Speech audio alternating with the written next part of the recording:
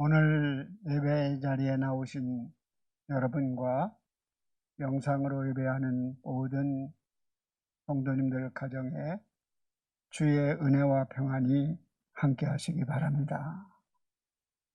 하나님은 전능하신 분입니다. 우리는 전능자의 그늘 아래 살아가고 있습니다. 우리 다 함께 이 글을 읽겠습니다. 하나님은 나를 사랑하십니다. 나는 그 사랑 안에 살아가고 있습니다. 믿습니까? 네. 하나님은 전능하시고 그분이 나를 사랑하시니 그 사랑 안에 거하면 전능자의 그늘 아래 평안한 삶을 누릴 수 있는 줄 믿습니다. 오늘 감사주일이면서 온 가족이 함께 와서 예배하는 그러한 주일이 되었으면 하는 소망을 갖고 시작합니다. 감사주일에 돈 베이커 목사님의 감사요법이라는 책이 있습니다. 그 책에 보면 이러한 글이 쓰여 있습니다.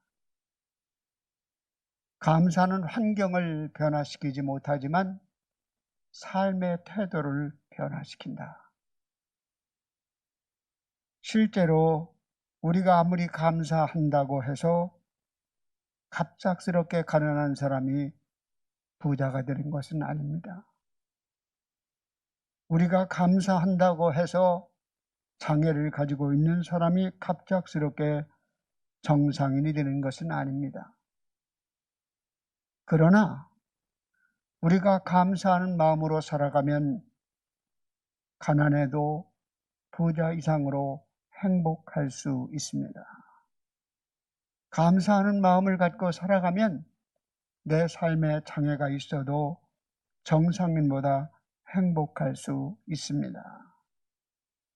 이처럼 감사는 우리의 삶의 환경을 완전히 바꾸진 못하지만 나의 태도를 변화시키므로 능력 있는 삶을 살게 하는 것입니다. 그러므로 성도들이 마음에 감사가 없이 근심, 걱정만 가지고 살아간다면 믿음의 문제이며 영적인 문제일 수도 있는 것입니다. 환경을 뛰어넘는 믿음의 삶은 감사의 삶을 살게 하며 능력 있는 성도의 삶을 살게 합니다. 감사는 선택이 아닌 필수입니다. 감사는 가장 좋은 것을 자원하는 마음이지만 어떤 면에서는 억지로라도 감사할 때 좋은 변화를 경험하게 됩니다. 그리스도인이 영적 건강을 유지하는 최고의 치료약은 성경 데살로니가 5장 16절의 말씀에 범사에 감사하라. 이는 그리스도 예수 안에 너희를 향하신 하나님의 뜻이니라고 말씀합니다. 감사의 수준은 여러분의 신앙의 수준이 되고 우리의 인생의 수준이 되며 우리가 복을 받는 수준이 될 수 있습니다. 이처럼 감사는 우리의 신앙의 수준일 뿐만 아니라 삶의 격이 달라지게 하는 신앙의 누림을 누리는 누림의 복을 누릴 수 있는 통로인 것입니다. 이스라엘 민족이 430년 동안 애굽의 노예 생활에서 해방을 얻었습니다. 그러나 가나안 땅에 들어가기 전 40년 동안 광야에서 이스라엘 백성들은 고난의 삶을 살 수밖에 없었습니다. 그 중에서 가장 광야에서 어려웠던 것이 있다면 양식의 문제였을 것입니다. 하나님께서 그들에게 만나를 주셨으나 매일 하루 분량만큼 만남을 주심으로 그들은 내일의 보장이 없어 불안하게 하루하루를 살아가게 되었습니다. 그러나 약속의 땅 결국 그들이 들어가서 자기 손으로 농사하며 매일 먹는 것을 저장해 놓고 안정된 가운데 편안하고 살고 싶었습니다. 그만큼 그들에게는 참된 안식이 그리웠습니다. 그런데 드디어 40년의 광야 생활을 끝내고 가나안 땅에 들어가 지파별로 땅의 분배를 받습니다.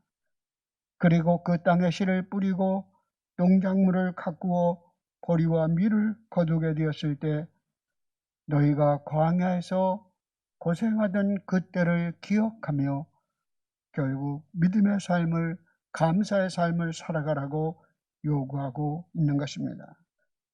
이스라엘의 절기는 세 절기 크게 있습니다. 여러분 오늘 절기에 대해서 마스터하십시오. 첫 번째는 유월절입니다. 유대의 절기는 유월절로부터 시작되어집니다. 유월절이 중심입니다. 유월절은 여러분이 애굽에서 모든 장자의 죽음 때 어린 양의 피로 문인방을 발랐을 때 죽음의 사자가 유대인들을 다 구원했습니다.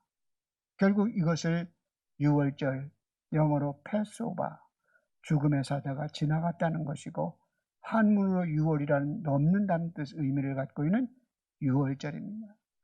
유월절은 하루이지만 유월절 다음 날부터 누룩이 없는 빵을 먹는 그러한 무교절이 일주일 동안 시작되어집니다. 그리고 그래서 이 유교절과 무교절은 유월절은 일주일 기간이, 그리고 주일이 안식이 지난 후에 초실절을 드립니다. 그 초실절은 보리 농사의 첫 번째 이삭을 드리는 거예요. 그리고 50일이 지난 후에 그들은 맥추절, 77절, 그러니까 3, 7, 7 안식, 77에 49에서 다음 날 안식일을 지키는, 오순절을 지키고 77절을 지키는 것이, 그것이 맥추절입니다. 그런데 절기상으로 볼 때는 밀의 추수가 시작되는 때예요. 우리나라에서는 밀과 보리의 추수가 보통 차이가 보름입니다. 제가 어린 시절에 밀과 보리를 이렇게 거두었던 걸 생각해보면 보름 정도 늦거든요, 밀이. 그런데 팔레스타인 지역에서는 거의 45일, 50일이 늦는다고 합니다. 그래서 저기서 나온 보리로 초실절을 드리고 그리고 나서 50일 후에 맥추절, 밀의 추수를 하며 오순절, 77절을 지켜줍니다. 그리고 그 다음 절기가 뭡니까? 3대 절기가 유월절, 맥추절, 77절 다음에 수장절, 초막절 같은 절기입니다. 가을에 추수를 하고 드리는 절기가 수장절, 초막절입니다. 이것이 신약으로 연결되면 그 절기가 그대로 이어집니다. 결국 예수 그리스도의 십자가의 죽으심은 유월절 어린 양 대신 예수님의 죽으심이요, 그리고 예수님이 죽은 지 3일 만에 부활하심으로 모든 부활의 첫 열매가 되신 것입니다. 그것이 초실절입니다. 그리고 50일이 지난 후에 결국은 성령 강림이 이루어지는 성령 강림 사건 오순절이 이어지는 것입니다. 그래서 구약의 사건은 예표고 신약의 예수 그리스도를 통해서 절기의 완성이 이루어지는 것입니다. 그래서 3대 절기, 유월절, 맥추절, 초막절, 이 3대 절기는 이스라엘 유대인들이면 20세 이상이 되면 1년에 3번씩 예루살렘에 와서 절기를 지키도록 여호와 앞에 나올지어다라고 말씀했고, 레위기 19장에 보면은 이 절기를 너희를 위한 절기가 아닌 결국 나의 절기니라는 표현을 통하여 하나님을 향한 우리의 절기가 되어야 되고 또 이웃을 향한 절기가 되어야 되고, 그것이 결국은 나 자신의 감사로 채우는 내적 충만으로 연결되어져야 합니다. 오늘 말씀을 통해서 첫 번째 생각해야 될 것은 맥추절에 결국은 애굽에서 종되었던 것을 생각하고, 그러니까 은혜를 생각하고 구속하신 은혜를 기억하고 감사하라는 것입니다. 이 맥추절은 무교절 후에 안식일 7번이 지난 다음 날 오순절, 순이란 말은 10을 가르치는 말 아닙니까? 5번의 순이 지났으니 오순절입니다. 그날 맥추절을 지키도록 했습니다. 왜냐하면 광야 생활에서 그들이 고통당하고 어려움을 당했던 것을 기억하고 종되었던 애굽 땅에 살았던 그들의 삶을 과거의 삶을 기억하고 현재의 삶 속에 농사를 지어 첫 곡식을 거두게 된 백성들로 하여금 매년마다 너희가 광야의 때와 애굽의 때를 기억하게 하기 위하여 이 맥주절을 지키게 한 것입니다. 그래서 신명기 16장 12절에 보면 너희는 애굽의 종되었던 것을 기억하고 그 규례를 지켜 행할지니라고 말씀합니다. 여러분, 오늘도 여러분의 있는 자리에 하나님의 은혜의 자리인 줄 믿습니다. 여러분이 있는 자리에 부족함이 있고 연약함이 있고 여러 가지 장애가 있지만, 그러나 하나님의 백성들이 예배의 자리에 나오고 믿음의 자리에 있다는 것이 하나님의 은혜인 줄 믿습니다. 무엇보다도 우리에게 생명을 주시는 생명의 은혜는 하나님만이 우리에게 주실 수 있는 것입니다. 구원은 하나님만이 주시는 것입니다. 그래서 이 열매를 통하여 생명과 연결되어 있는 것입니다. 이 고대 사이에서는 열매는 생명이었습니다. 그래서 이 생명을 얻기 위하여 사람들이 땅을 일구고 씨앗을 뿌리고 식물을 자라도록 수고합니다. 그러나 생명을 탄생시키는 일은 사람은 조력자일 뿐, 식물이 결국 조력자일 뿐 씨앗의 열매를 바꾸는 과정은 하나님의 영역이라는 거예요. 그렇잖아요. 생명이 없는 똑같은 계란이라 할지라도 생명을 품고 있는 계란이 있고 그렇지 않은 무정란이 있지 않습니까? 그 생명의 영역은 하나님의 영역인 것입니다. 그러므로 우리는 감사하는 것은 맥주절을 통하여 단순히 우리가 곡식의 열매를 거둔 것에 대한 감사뿐만 아니라 우리에게 생명을 유지시킬 수 있는 영적인 구원을 주신 그 은혜에 대한 감사로 연결되어야 하는 것입니다. 그래서 고린도전서 15장 19절에 보면 예수 그리스도께서 부활하심으로 부활의 첫 열매가 되셨느니라. 첫 열매가 맺고 나면 계속적으로 열매를 맺게 되는 거예요. 예수 그리스도께서 죽은 자 가운데 살아나심으로 부활의 첫 열매가 되셔서 믿음 안에 잠자는 자들도 다 부활의 열매를 맺을 수 있음을 약속해 주고 있는 것입니다. 그뿐만 아니라 예수님은 요한복음 6장에 보면 나는 너희의 생명의 떡이라고 말씀하시며 우리의 삶을 지탱해 주는 양식이 되시고 생명이 되심을 우리에게 말씀해 주고 있습니다. 그래서 이스라엘의 절기는 6월절이 시작입니다. 항상 우리는 그 믿음의 시작은 어디에 있습니까? 내가 구원받는 데부터 믿음의 시작이 이루어지는 것입니다. 예수님의 생명이 내 안에 들어오므로 우리는 거듭나게 되고 하나님의 자녀의 삶을 살게 하는 것입니다. 성도 여러분, 인간은 기억함으로 과거를 만들어가며 주목함으로 현재를 이루고 기대함으로 미래를 만들어간다는 말이 있습니다. 과거는 기억 속에 남겨두어야 합니다. 다가오지 않는 미래는 우리는 기대 속에 남겨둡니다. 그러나 지혜로운 삶을, 현재의 삶을 살아가기 위해서 현재 내가 무엇을 하며 어떻게 응답하며 살아가는 것이 지혜로운 삶인가를 알아야 합니다. 과거 속에서 하나님의 은혜를 기억하고 현재의 삶 속에 동행하는 하나님의 은혜를 생각해야 돼요. 과거의 6월절 사건은 과거적 사건이라면 결국 성령의 임재하심으로 오순절 사건은 현재적 사건이고 수장절은 미래의 참된 안식을 누린 미래적 사건으로 연결되어 있는 것입니다. 오늘도 부르심의 자리에서 하나님의 은혜와 사랑을 기억하고 감사하며 찬송하며 살아갈 수 있게 해달라고, 우리의 믿음이 회복되게 해달라고 기도하는 여러분이 되시기 바랍니다. 두 번째, 현재 받은 은혜를 감사하는 데 있습니다.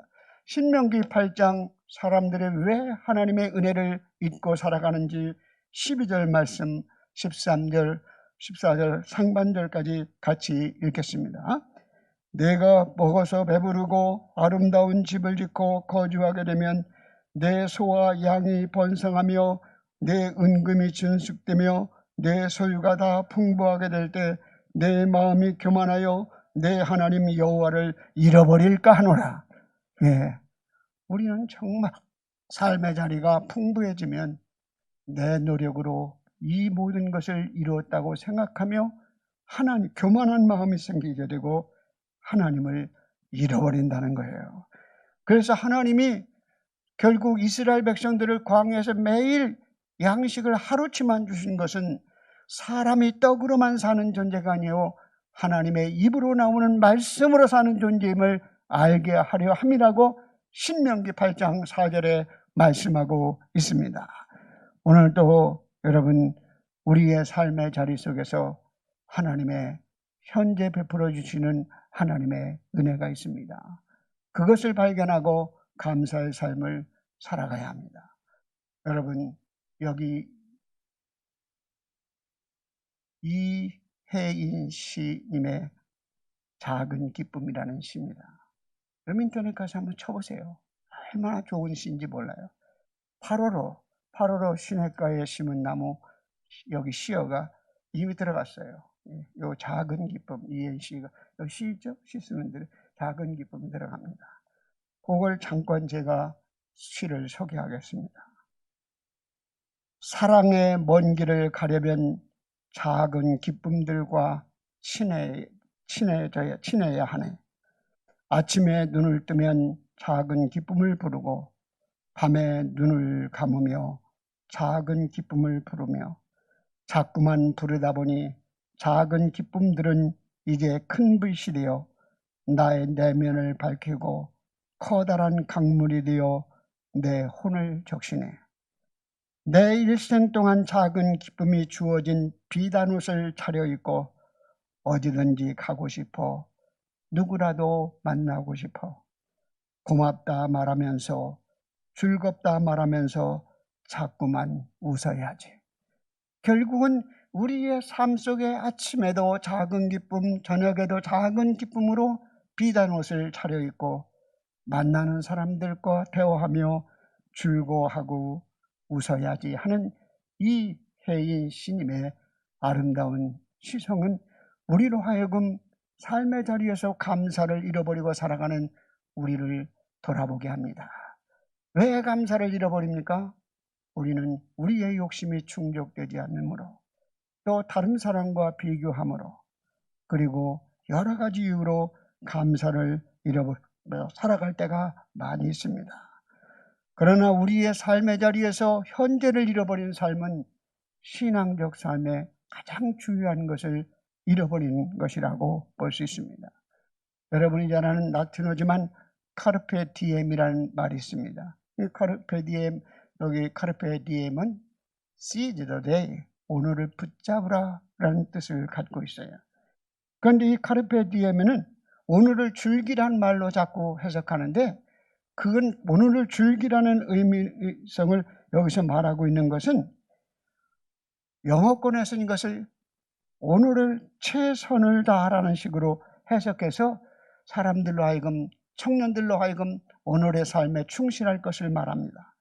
그러나 원래 이 카르페 디엠의 의미는 내일을 위해서 오늘의 것을 너무 희생시키지 말라는 거예요. 그러나 신앙이란 어때요? 내일에 가치 있는 것을 위하여 오늘의 것을 희생시키는 거잖아요.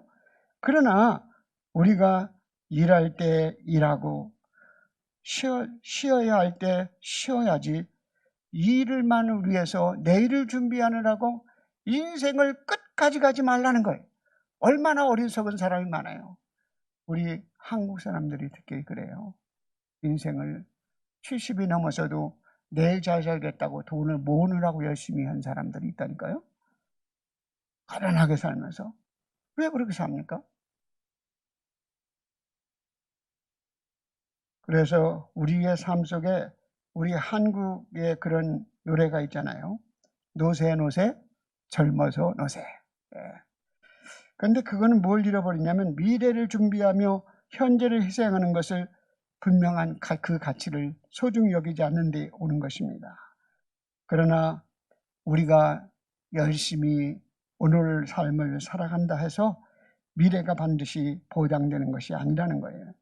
미래의 나도 나지만 현재의 나도 나입니다. 너무 미래만 쫓다가 현재의 나를 잃어버린 것이 아닌지 자신의 삶의 자세를 돌아봐야 합니다. 전도서 3장 14절에 보면 우리의 미래는 확실한 것은 하나님의 행하시는 것 외에 영원한 것이 없다는 거예요. 우리는 내가 쓰고 노력한다 할지라도 그 내 뜻대로 되는 것이 아닌 것입니다. 여러분, 그래서 성경은 범사의 여호와를 인정하라. 잠언서 16장 3절에 너희 행세를 여호와께 맡기라.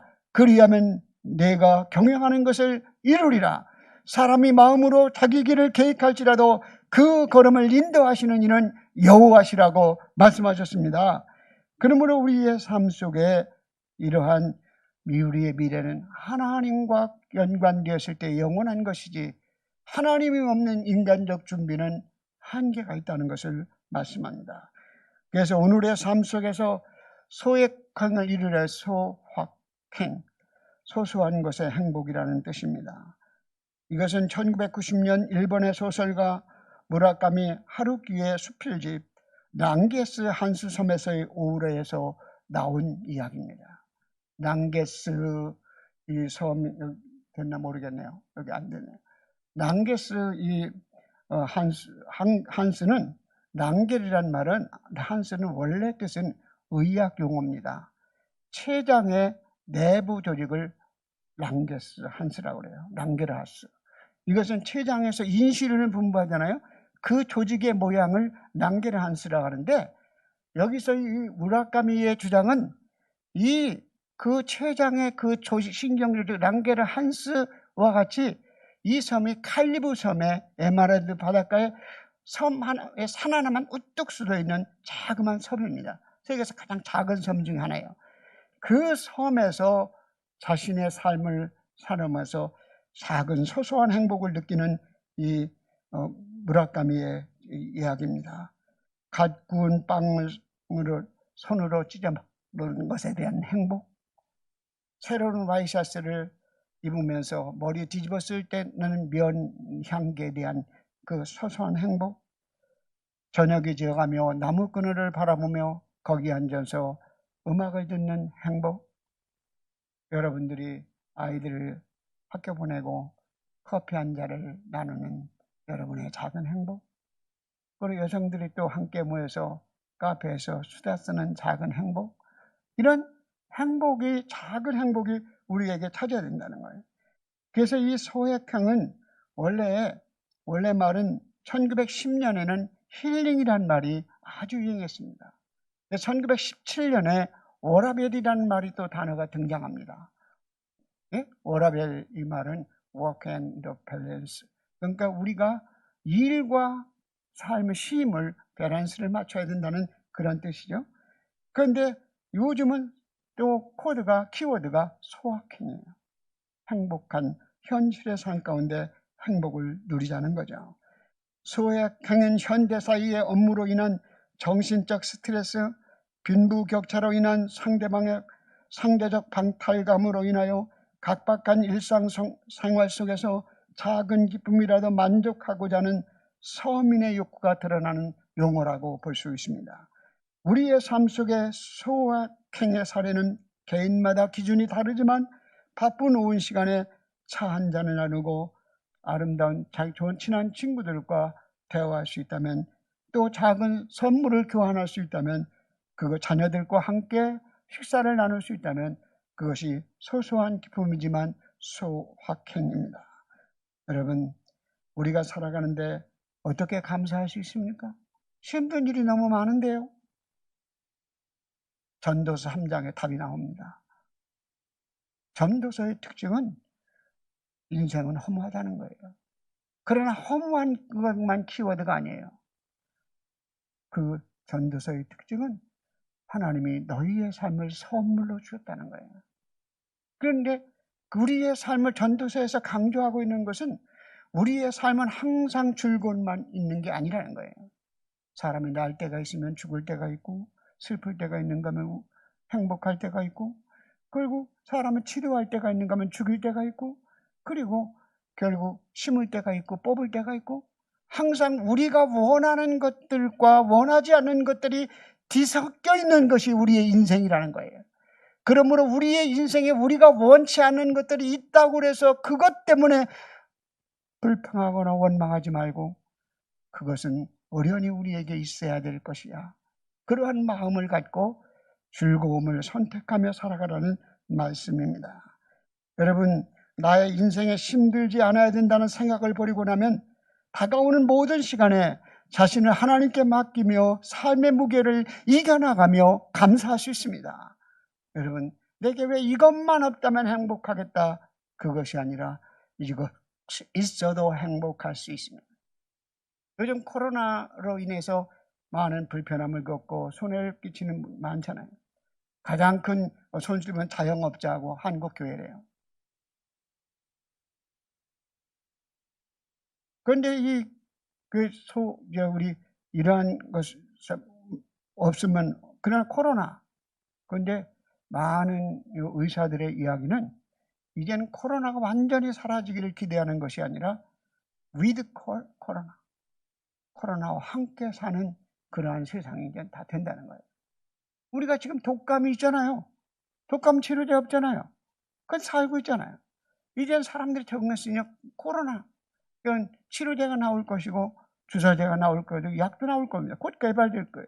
그러니까 이제 우리 코로나와 함께 살아가는 거지. 언제 코로나 없어지나? 코로나 없어지기만 바라다가 2, 3년 걸리고 인생이 다 망가지는 거예요. 코로나가 있다 할지라도 내가 삶을 누리며 살아갈 수 있는 그러한 믿음이, 그러한 신앙적 자세가 우리에게 필요한 줄 믿습니다. 오늘 감사절기이기 때문에 하나님께를 향하여 우리가 추수한 것에 천리삭을 드린 은혜에 대한 감사뿐만 아니라 현재의 삶 가운데 감사를 발견하고 누릴 수 있는 여러분이 다 되시기를 바랍니다. 그래서 맥주 감사절의 영적 교훈에 대해서 우리 생각해 보고자 합니다.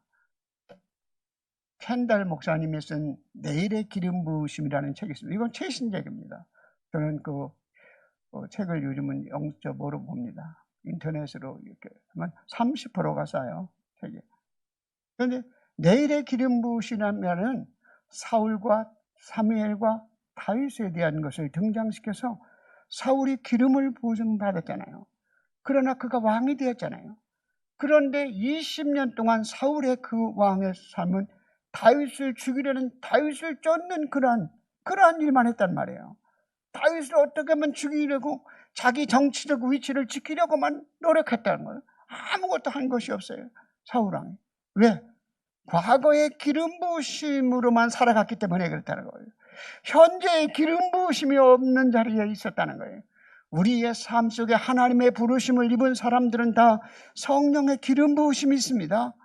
여러분들이 그 기름 부으심이 과거적 기름 부으심으로 끝난 사람은 현재의 기름 부으심이 없기 때문에 신앙생활에 감사가 없고 즐거움이 없고 파괴적인 일만 한다는 거예요. 그러나 현재적인 기름 부으심이 있어야만 우리가 신앙생활이 즐겁고 행복할 수 있다는 것입니다.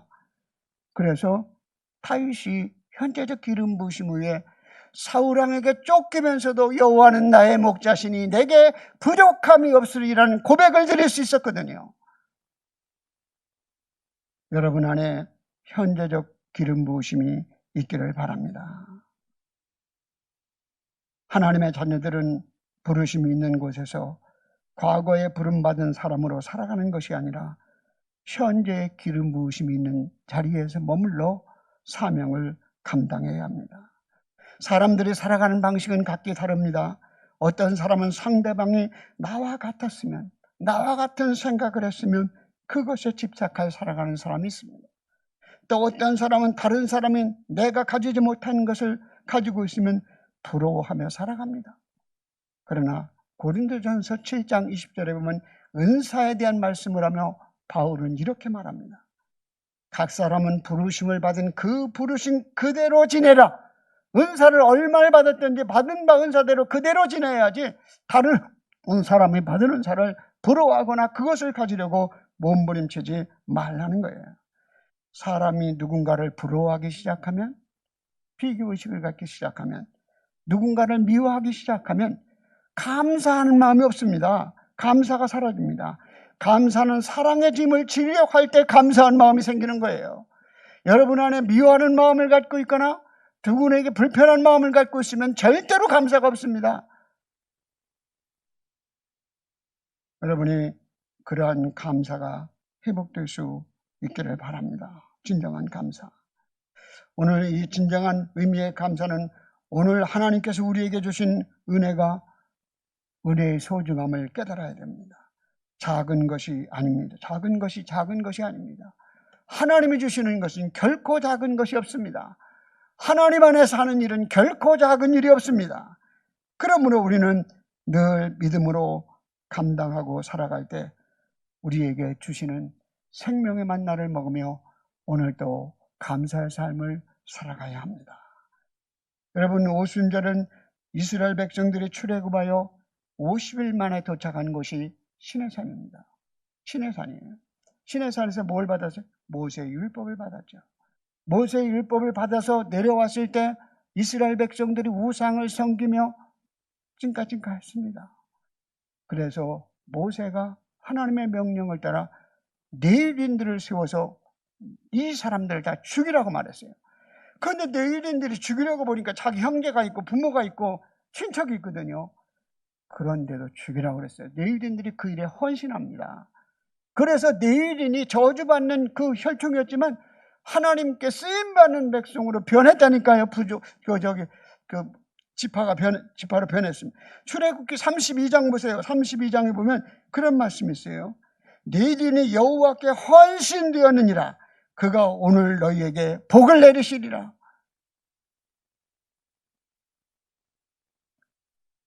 그때 죽은 사람이 3,000명이 죽었어요. 그런데 오순절 성령 강림이 이루어지고 베드로가 설교 말씀했을 때 3,000명이 회개하는 역사가 나왔거든요.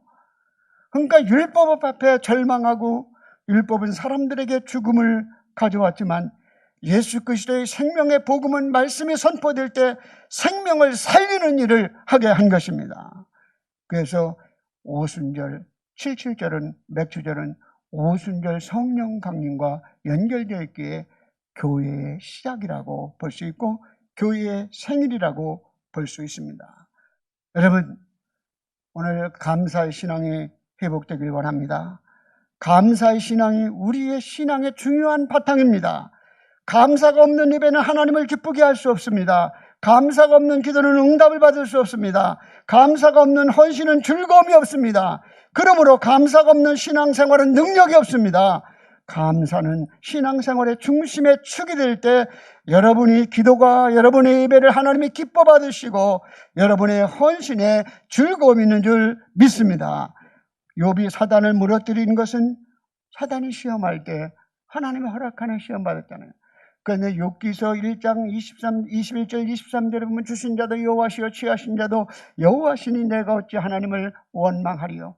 원망할 수밖에 없는 자리에서 그는 기도했던 말보다는 사냥하고 감사했던 말을 쓰고 있습니다. 욥이 자신의 고통과 이 사단의 시험을 이긴 것은 감사한 마음을 가지고 그 시험을 이겨나갔다는 거예요. 유명한 요즘 경영학에서 뜨는 홍성태 교수라는 분이 있습니다. 홍성태 교수. 그 사람의 최고의 베스트셀러가 무슨 책이냐면 모든 비즈니스는 브랜딩이다. 모든 비즈니스는 브랜드예요. 꼭 보세요. 구멍가게라도 하시는 분은 그걸 보셔야 돼요. 가치를 부여하는 것은 컨셉을 하는 것이고 재미를 부여하는 것은 결국은 가치를 더해주는 것. 그 컨셉, 그냥 브랜딩이라는 거예요. 이 모든 그 사업은 비즈니스는 브랜딩이 없으면 다 쓰레기가 되어버린다는 거예요. 이 사람의 주장이에요. 조만 가게라도 하시는 분이 있으면 그 글을 읽어보면 우리가 추구해야 될 것이 뭔가, 교회 성장에서도 교회에 추구하는 것이 뭐야 되는가. 이제는 20세기는 니드에 의해서 사람들이 움직였지만 21세기는 원츠, 사람들이 원함, 욕구에 따라 움직인다는 거예요. 그러므로 20세기에서는 우리의 필요를 따라 채워주는 그것으로 만족했지만 이제는 사람들의 원츠, 원하는 것으로 그들의 가치를 부여하고 필요를 채워줄 때, 재미를 더해줄 때 그 사업이 성공할 수 있다는 거예요. 브랜딩이다. 모든 비즈니스는 브랜딩이다. 그 사람이 얘기를 왜 했었냐면, 그 사람이 쓴 글 중에 그런 내용이 있어요. 미국의 다이애나 왕세비가, 미국의 왕세비가 죽었어요. 얼마나 많은 사람들이 와서, 국가 원수들이 와서 슬퍼하고 애도하고, 그리고 많은 백성들이 그가 돌아오기를 기다리는 거예요, 공항에서. 그렇게 조문하기 위해 수많은 사람들이 모여서 호화찬란하게 이 장례식장을 꾸며놨는데, 그 홍성택 교수가 보니까 왕세비가 내릴 때는 화물칸에서 그 시체가 내려지더라는 거예요. 아, 저렇게 화려한 장례식이지만 결국 죽고 나니까 지금 화물칸에 밖에 갈 수가 없구나. 그렇잖아요. 여러분, 우리나라 법에도 죽은 사람은 절대로 탈 수 없습니다. 영구차 이하는 탈 수가 없어요. 요즘 제가 얼마 전에 카톡을 받은 것 중에서 장례식장 화장장에서 그 표정, 사람들의, 자식들의 표정, 친척들의 표정을 분석해 놓은 글이 있더라고요. 정말 델리케이트하게 묘사했어요. 손자들이 앉아서 핸드폰 가지고 놀고, 그리고 하는 그 모습을 이렇게 표현했어요. 그리고 전에는 1시간 반, 2시간씩 화장했는데 요즘은 50분이면 화장이 거의 끝나고, 그 한 줌에 하얀 뼈가루 조금 한 뭉치 가지고 떠나는 유족들의 모습을 델리케이트하게 이렇게 글을 쓴 사람. 제가 말씀을 드리고 싶은 것은 결국은 생명이 없는 그러한 삶 속에는 결국 쓰레기처럼 된다는 거예요. 오늘 삶 속에서 여러분, 생명 있는 신앙이란 현재의 삶 속에 감사가 있는 신앙인 것입니다. 여러분 다 감사를 회복하는 여러분이 되시기 바랍니다. 그래서 이 감사를 회복하기 위해 3가지를 생각하는 거예요. 우리가 감사회복 운동, 아침에는 하나님의 말씀을 한 절 묵상하십시오. 새벽기도 나오시는 분들 매일 되잖아요. 우리 교회 새벽기도 한 20, 30명 열심히 나옵니다. 아주 은혜 받아요. 그래서 말씀 묵상. 여러분, 그래 뭐예요? 말씀을 한 절을 붙여. 여호와는 선하시고 인자하시니, 그래 말씀을 묵상하시고, 정오에는, 낮에는 만나는 사람들에게 감사를 표현하자는 거예요. 감사를 표현하자는 거예요. 감사를 표현하고 감사합니다. 그리고 저녁에는 내가 감사하지 못하는 이유, 내가 감사한 것들에 대한 이유를 3가지나 5가지를 한번 기록해 보라는 거예요. 그런 삶을 살아가다 보면 감사로 충만해지게 된다. 오늘 여러분 맥주 감사절, 여러분들이 이 맥주 한 해의 절반을 보내면서 지금까지 지켜주신 그 하나님 앞에 우리의 삶을 돌아보며 다시 한번 감사를 회복하기 위하여 매일 새벽에 매일마다 하나님의 말씀을 묵상하시고, 하루의 삶 속에 감사를 표현하시고, 하루를 마무리하며 감사의 목록을 적는 그러한 훈련을 통하여 감사로 채워지는 여러분이 되시기 바랍니다. 감사, 그냥 감사도 훈련이에요. 사랑도 훈련이에요. 신앙도 훈련이에요. 여러분들이 그러한 변화가 있기를 주의 이름으로 축원합니다. 기도드리겠습니다. 하나님 아버지, 은혜와 사랑을 감사드립니다. 오늘도 저희들 잃어버린 감사를 다시 찾기 원합니다. 멀어진 감사를 가까이 하길 원합니다.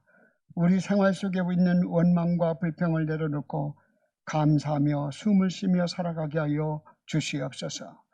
우리의 부르심을 받은 자리에 어떤 형편이든지 감사함으로 주의 은혜를 깨닫게 하시고 주님과 동행하는 성도의 삶이 되게 하여 주시옵소서. 예수님의 이름으로 기도드립니다. 아멘.